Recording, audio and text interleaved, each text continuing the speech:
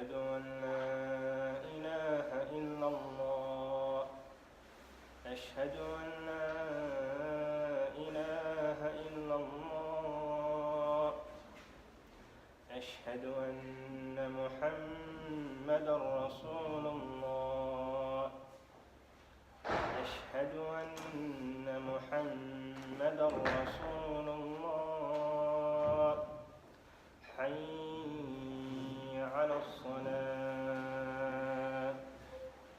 حي على الصلاة حي على الفلاح حي على الفلاح الله أكبر الله أكبر لا إله إلا الله.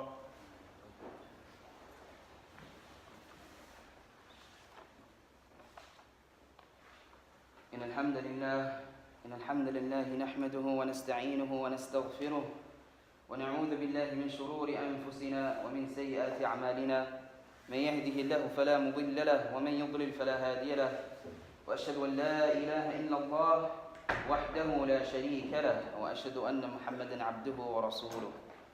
أما بعد، وقال جل جلاله في سورة آل عمران: يا أيها الذين آمنوا اتقوا الله حق تقاته ولا تموتن إلا وأنتم مسلمون.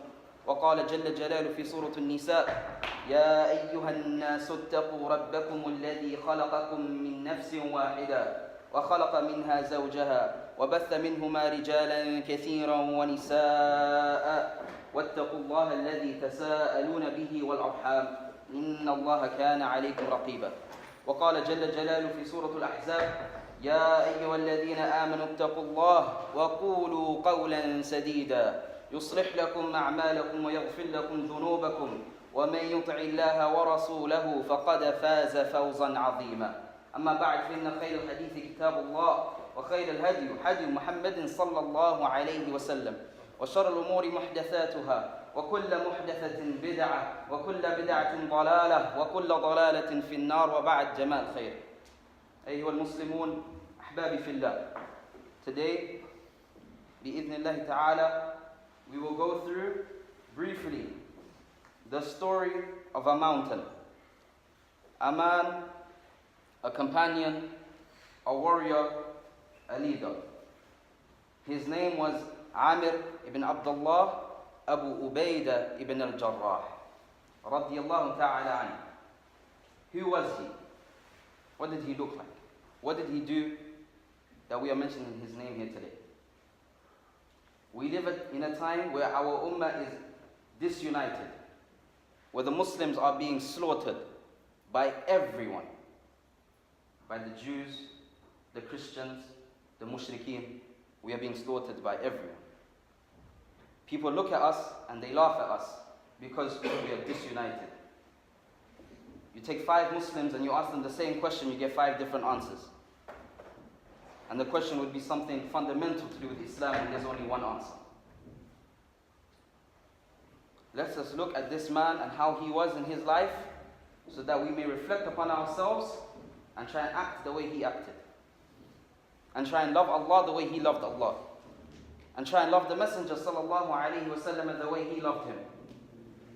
Abu Ubaidah Ibn Al Jarrah. His appearance was striking, that anyone who saw him was pleased. He was tall and slim, and his beard was sparse. A lot of brothers today, they say, I don't grow a beard because it grows patchy. I don't like how it grows. I shave it so it can grow thick. And they come up with these excuses, not knowing that it is obligatory to grow your beard. When people say it's a sunnah, the word sunnah does not mean voluntary. Bil-Lughat al-Arabiya, the word sunnah, it does not mean voluntary. It means tradition. Some of the Sahaba, they said, no true Muslim will leave off any of the tradition of the Messenger of Allah. But this specific tradition, this beard, is fard upon us. It's obligatory upon us. But people come with excuses. Abu Ubaidah Ibn Al Jarrah, he had a sparse beard compared to other ashab who had big beards, like Umar al-Khattab, Khalid bin Walid, radiyallahu anhuma. His face was bright, and he was very well-mannered, and humble, and modest. That when you see him, you'd be surprised to think that he was a warrior. If you saw him walking, you wouldn't be scared by him. If you saw him talking, you wouldn't be intimidated by him. Humble and modest, traits that the Muslim ummah as a whole are lacking nowadays. However, when Abu Ubaidah picked up a sword, and when Abu Ubaidah set foot on the battlefield, his character changed. Because he realized he was on the battlefield for what? Fi sabilillah, for the sake of Allah.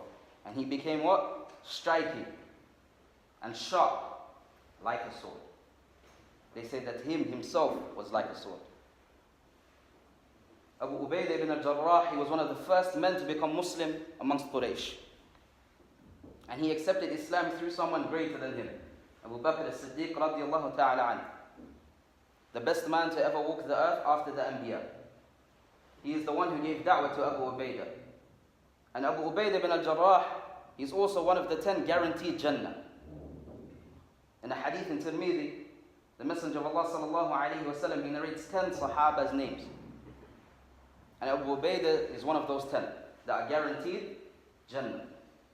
Abu Ubaidah fought in the Ghazwatul Badr, in the Battle of Badr, in Ghazwatul Uhud, in the Battle of Uhud. And Allah subhanahu wa ta'ala's Messenger sallallahu alayhi wa sallam, he says, those of you who fought in Badr, your past, present and future sins have been forgiven. So Abu Ubaidah was this type of man. Let us discuss his affairs on the battlefield at the time of Badr. The Quraysh outnumbered us, 1,000 to 313. They outnumbered us. Even then, the cavalry of the Quraysh, they feared Abu Ubaidah. They avoided his path, except one man. This one man, he kept pursuing him, and Abu Ubaidah kept running away from him. But this man didn't let go of him. He didn't leave his trail. He kept pursuing him. He kept chasing him. And Abu Ubaidah tried his best to stay away from him. He avoided him. He fought with others. He tried to stay away from this person's path. Was it because Abu Ubaidah was scared of him? No, brothers. In the second part of the khutbah, we will understand why he was avoiding this person. Even though he was avoiding him, the person pursuing him didn't let go. He kept trailing him. And inshallah, to find out who he was, we will discuss in the second part of the khutbah. Astaghfirullah li wa lakum astaghfiruhu innahu huwal ghafurur rahim.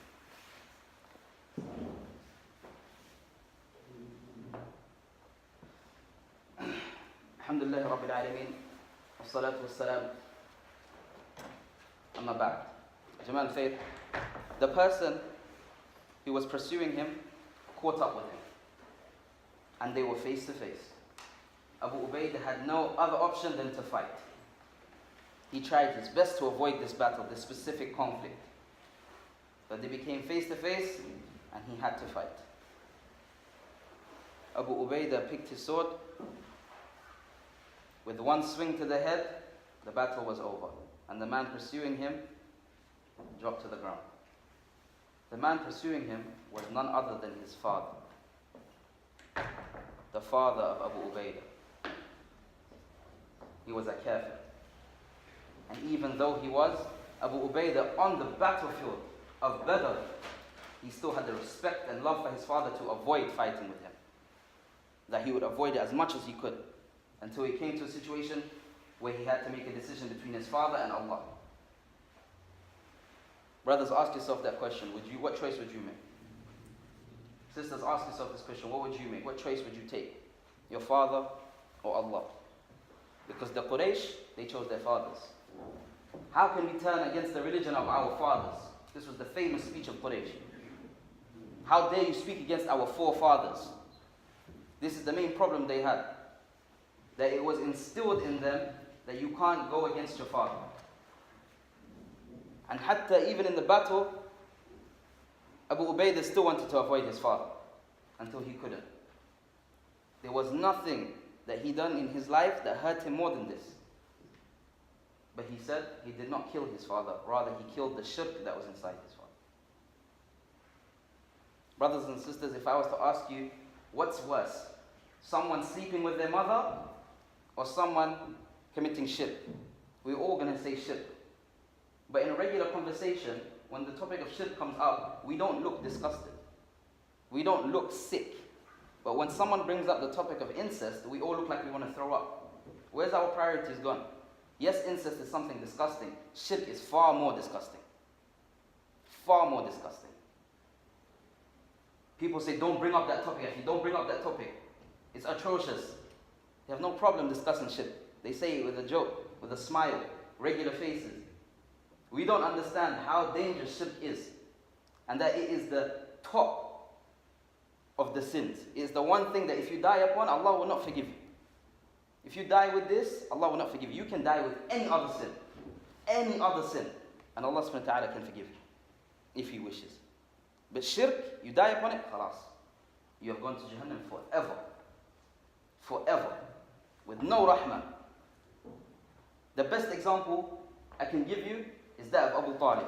Today, many brothers and sisters, wallahi, where they come up with this, only Allah knows. They come and they say to you, Akhi, you don't know, maybe a Hindu, maybe he'll go to Jannah. Wallahi ajib. There is no kafir on the face of the ard today, or has there ever been a kafir that is better than Abu Talib. He was the best of the kuffar. Why? Because of what he did for the Muslims.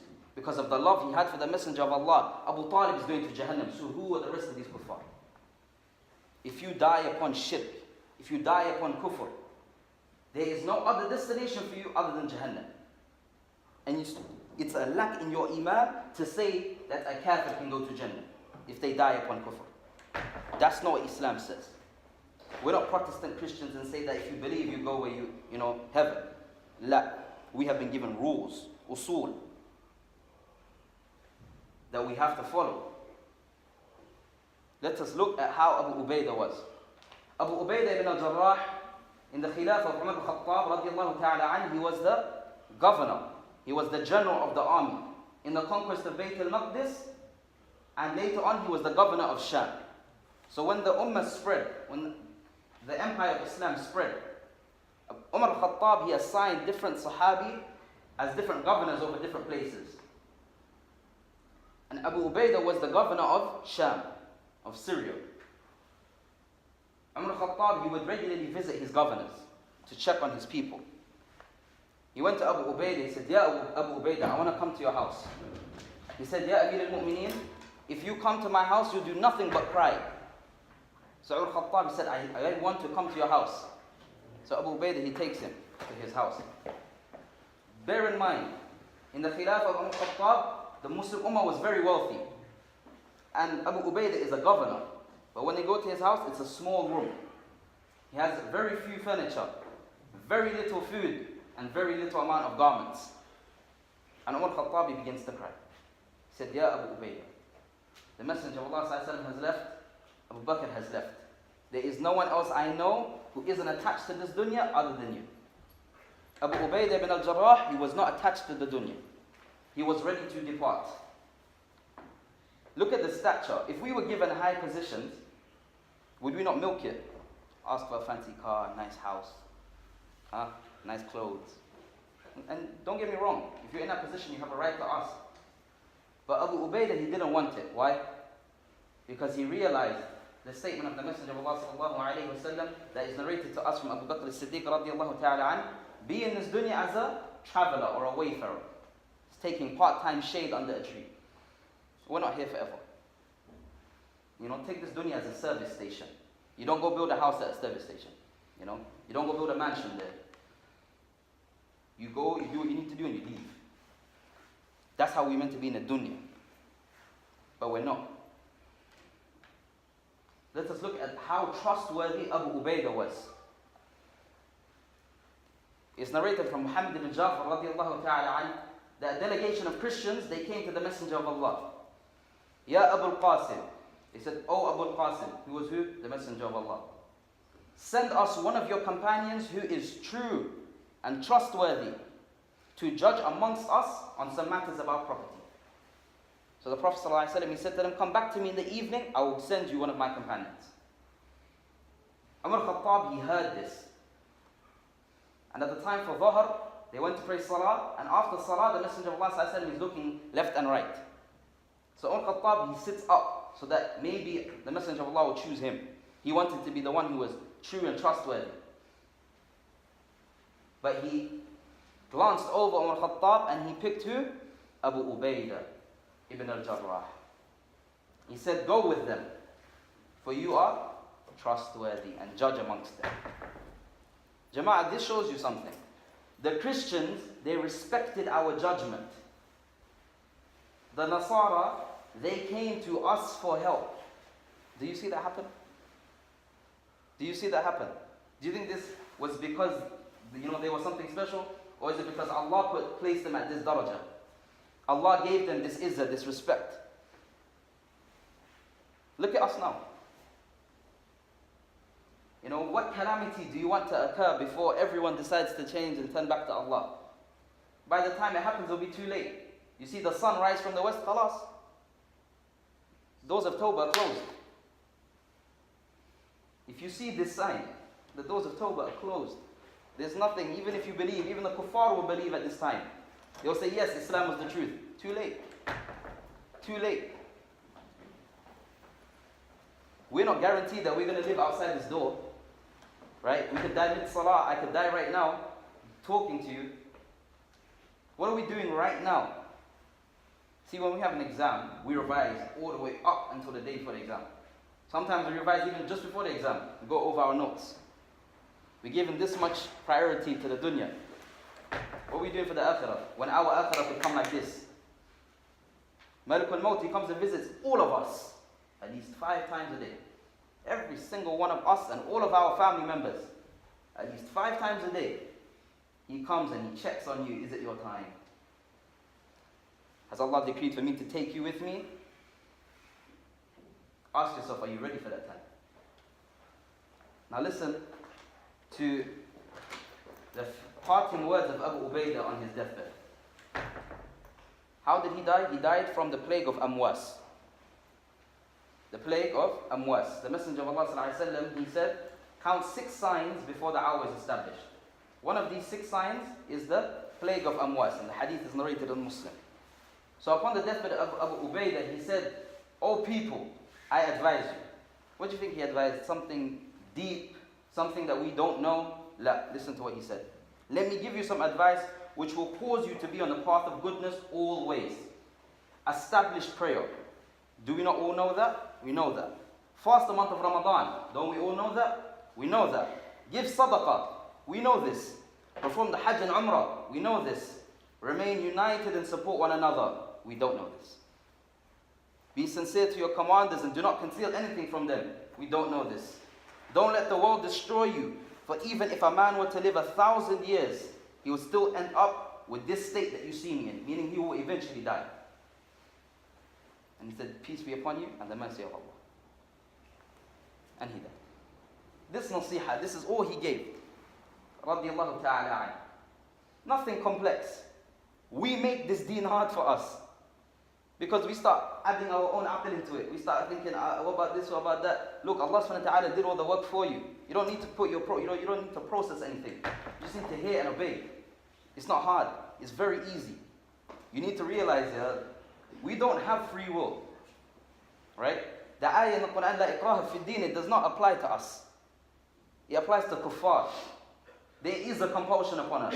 If you have chosen to be Muslims, if you have accepted La ilaha illallah, you have no choice anymore. You have surrendered your will. What does a Muslim mean? The word Muslim, what does it mean? The one who submits himself to Allah. What are you submitting? Your will. You no longer have a choice. Can you choose to pray Dhuhr? One day I say, today Dhuhr is mad for me. I don't need to pray. You don't have a choice then. Can you choose whether or not to fast Ramadan? If you're capable to fast it and you meet the conditions of fasting. If you're capable to perform Hajj, can you choose whether or not to do Hajj? Are these not obligatory actions upon us? We don't have free will, Jama'ah. We have free will in terms of the dunya. You want to eat a burger with or without cheese, you choose that. You want fries with or without curry salt, that's your choice. With regards to the deen, you have no choice. Growing a beard, you got no choice. Wearing loose garments, you got no choice. Praying salah 5 times a day, you got no choice. Sisters covering themselves properly, they got no choice. But today, akhi, you're very strict. You're extreme. SubhanAllah, if I'm extreme, imagine if the Sahaba were here. What would they think of the Sahaba? What would they think of the Sahaba? You know, there's a kalam of Al-Hasan al-Basri rahimahullah, and other Salaf, they said it as well. That if we saw the Sahaba today, we'd think they're extreme. And if the Sahaba saw us today, they'd think we're kuffar. That's a very, very dangerous statement. There's some of us, we can't even tell we're Muslims anymore. There was a time when you can identify a Muslim just by the way he looks. People say don't judge a book by its cover. La. As Muslims, we judge on what is apparent. You don't pick up a book that says Injil. You pick up the book that says Quran. You read the cover. As Muslims, we have been given libas, both of our tongue, and our body. We have been given clothing. We have been told how to dress, how to speak, how to eat, how to interact with the non-Muslims, how to interact with the Muslims. But what are we doing? We're chasing the dunya. In the last 50 years, name to me what the Muslim Ummah has done for the people of the dunya. Nothing. What have we given back to society? Nothing. Look in the golden age of Islam. Modern day civilization is based upon our discoveries. But what are we doing now? Nothing. Because we're all individual islands. We're all concentrated on ourselves and what we think is right and what we want to do. We don't care about our brothers next to us, right? When was the last time you spoke to your neighbor at home? How many of you know your neighbor's name and surname? 40 doors in each way. Do you know that they're eating food properly? Do you speak to them in Ramadan? Do you invite them to come to you when you have Eid? When there's a wedding, do you call them? Muslim or not? Your family members, in whatever country they may be, when was the last time you spoke to them? Your parents, when was the last time you had a nice conversation with them? We all know this, you know. And when someone says it, we sit down and we deep it. We understand, we do tadabbur and tafakkur, and we reflect and contemplate. Then we leave. And shaitan comes and walks next to us again. He runs through our blood vessels. So what did the Messenger of Allah say? Increase in istighfar and what? Increase in siyam. Fasting. Makes your blood vessels constrict. Shaitan can't run through them. Look at the beauty of Islam. Allah subhanahu wa ta'ala, He said there is no illness that has been sent to this dunya except that He sent the cure with it. So that means what? Within Islam, there are the cures for illnesses. What medical, developments have Muslims done in the last 50 years? Nothing. Why? Because we're chasing the system of the kuffar instead of living the way Allah wants us to live. We're making a hell here and we're creating a hell for us in the akhirah. Allah is Ar-Rahman. Ya akhi al-aziz wa ukhti al-aziza. If you want the rahmah, you have to work for it. As Muslims, are we allowed to gamble? Jama'at khair, are we allowed to gamble? No, right? It's haram, right? Everyone agrees with this. No matter what sect you're from, gambling is haram. Yeah? So when you say Allah is merciful, He'll forgive me, is that not taking a gamble if you're not doing what you're meant to be doing on the earth? Why are you taking this gamble? This is the biggest gamble. You're gambling with your life, with your akhirah. You're gambling with a fire that is beyond comprehension. May Allah subhanahu wa ta'ala keep us safe. We ask Allah subhanahu wa ta'ala to give us understanding of Islam the way He Jalla Jalaluhu wants us to understand Islam. And brothers and sisters, there is only one Islam. Not 5. Not you do you and I do me. No. Islam is one. In the beliefs of Aqidah, in the fundamental beliefs of Islam, we are one. You want to differ in fiqh? Khair. Imam al-Barbahari, he said, rahimahullah, that ikhtilaf fi fiqh is yajuz, it's permissible. Difference of opinion in matters of jurisprudence and things to do with halal and haram, things to do with is this okay or not, that's fine. But our ummah, we're disunited on a level of aqidah. Right? One person believes this, one person believes this about Allah. The belief in Allah is one. The Messenger of Allah ﷺ, he drew 5 lines in the dirt, and he drew one in the middle. This is the Sirat al-Mustaqim. The one in the middle. It's one path. Not 5, not 6, not 73. One. Ask yourself what you're doing to be part of this one. Where do you take your knowledge from? I heard somewhere, I read something. It's not good enough. Quran, Sunnah, فهمت السلف الصالحين, with the understanding of the best of people, the Salaf al-Salihin. Why are they the best? Because they took their understanding directly from the Messenger of Allah. And the Tabi'een, they took it from the Sahaba. Atba'u Tabi'een, they took it from the Tabi'een. And the Messenger of Allah said, hold firmly to these 3 generations. Brothers and sisters, we ask Allah subhanahu wa ta'ala to give us understanding. We ask Allah subhanahu wa ta'ala to give us love for our brothers. Look at how many Muslims we have in the uni. Should we not know all each other's names? And this is for me as well. Shouldn't we know everyone's names? We're meant to be one family. We don't know each other's names. We don't say salam to each other when we walk past. Sometimes your eyes meet and then you look away. You're like, oh man, did he actually see me? Do I have to do salam now? It happens. We're smiling because we know it happens. Where's our unity gone? Shouldn't you be happy when you see your brother? Be like, you know what? We share iman. We share belief in Allah. That's stronger than blood.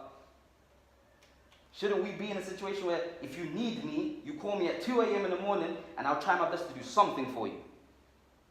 And vice versa. But we only do that for our boys.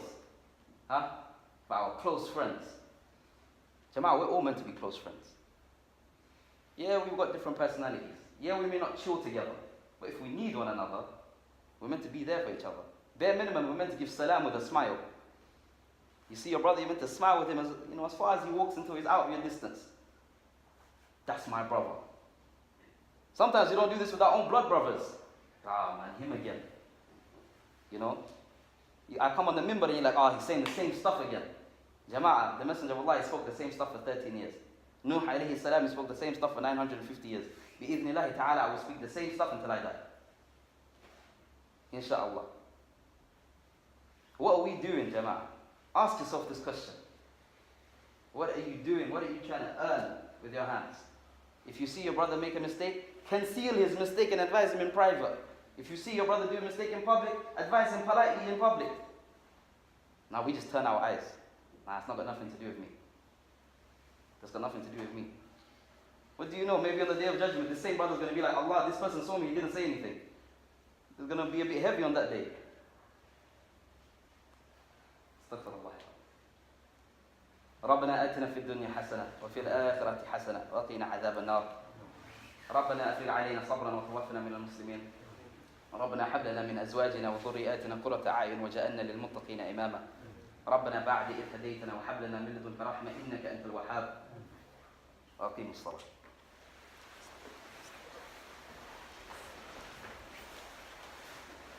الله أكبر الله أكبر أشهد أن لا إله إلا الله أشهد أن محمدا رسول الله حي على الصلاة حي على الفلاح قد قامت الصلاة الله أكبر الله أكبر لا إله إلا الله. Make sure there are no gaps in the saf. Foot to foot, shoulder to shoulder. There are no gaps between the feet. Close the gap in the feet, inshallah. استووا واعتدلوا وتراصوا وصدوا الخلل. الله أكبر.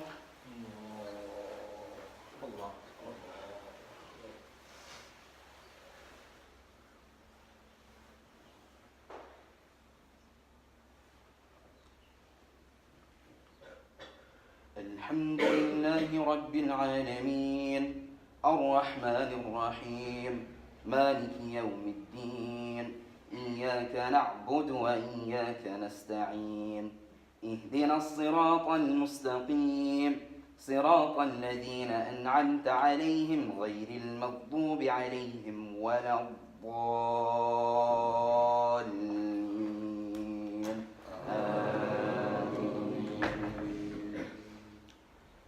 قل هو الله أحد الله الصمد لم يلد ولم يولد ولم يكن له كفوا أحد. الله أكبر.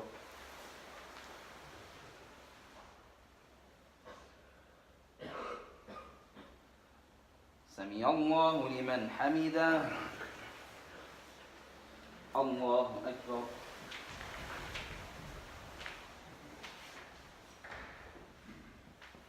الله أكبر. الله أكبر.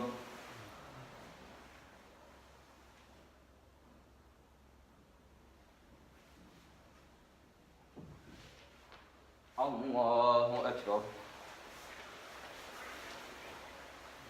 الحمد لله رب العالمين الرحمن الرحيم مالك يوم الدين إياك نعبد وإياك نستعين اهدنا الصراط المستقيم صراط الذين أنعمت عليهم غير المغضوب عليهم ولا الضالين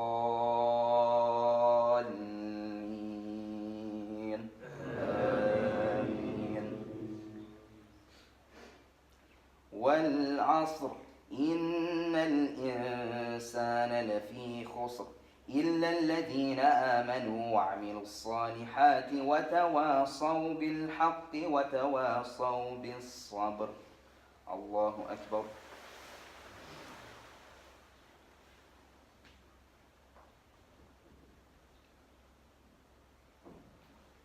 سمع الله لمن حمده.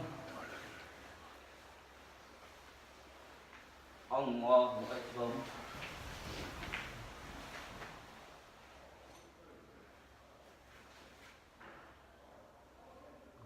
الله أكبر. الله أكبر.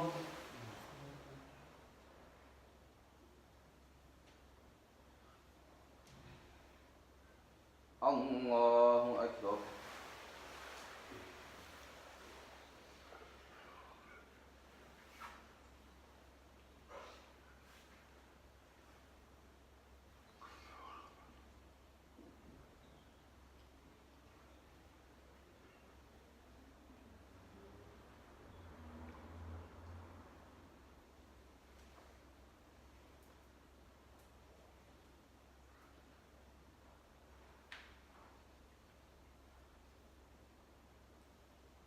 السلام عليكم ورحمة الله. السلام عليكم ورحمة الله.